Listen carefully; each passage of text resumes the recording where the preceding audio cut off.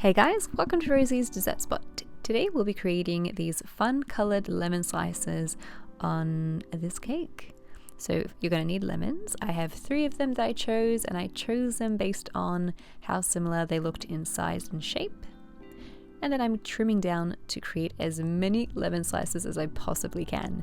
The thinner you create them, the better. It means that they don't take as long to dry out, as we will be drying these in the oven or in a dehydrator if you have one. Take your lemon slices and pat them onto some paper towels. Basically, you just want to remove some of that moisture, and that way they absorb the color and the water a lot better.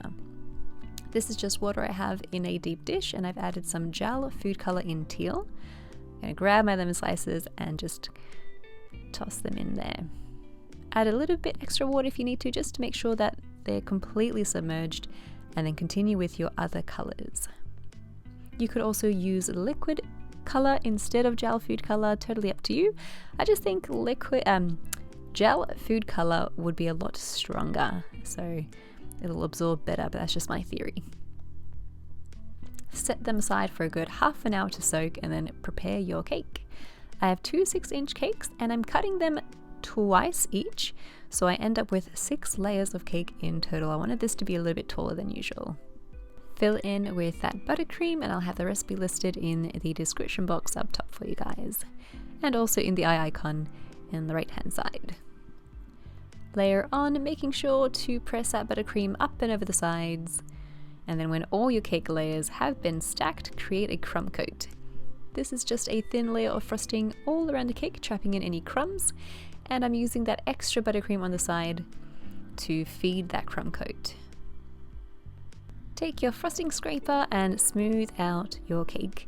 I do sell my frosting scrapers on my website rosiesdessertspot.com, and that'll be linked down below for you as well. Take your spatula and then gently peel that top lip back towards the middle, and pop your cake into the fridge to rest for about 20 minutes. Be sure to flip your lemons. I find that the gel food color kind of settles towards the bottom, so by flipping them, both sides color a lot more evenly.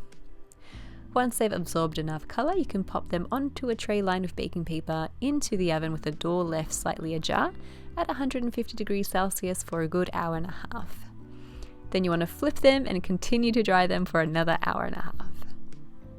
In the meantime, you can create that final layer of frosting on your cake. This is buttercream again, colored with purple gel food color, just a drop to get this really light lilac color. Smooth it out again, and I'm actually going to leave this lip raised. Normally I'd peel it back, but I kind of liked the look of this. For the top, I'm just holding my spatula steady, turning my turntable, and then slowly dragging that spatula towards the middle of the cake. Pop it into the fridge to set. Halfway through, give them a flip, and continue to dry them out. Again, the thinner you cut these, the sooner they'll be dry. I actually quartered them, so just cut them with a knife, and I'm sticking them onto my cake with a little bit of buttercream at the back. If you're enjoying these tutorials, feel free to subscribe. We do upload a new one every week. I concentrated them mostly towards the bottom, and then as I made my way up, I spread them out more and more, and then added some edible silver driggies in between. And that's it. It's a very basic cake, but I feel like the hero here is the lemon slices and their gorgeous colors, so vibrant and very easy to make, by the way. You can dry them in your dehydrator instead if you like. I think that'll take about 3 or so hours, but do check on them from time to time. Thank you guys so much for watching. I really hope you enjoyed this.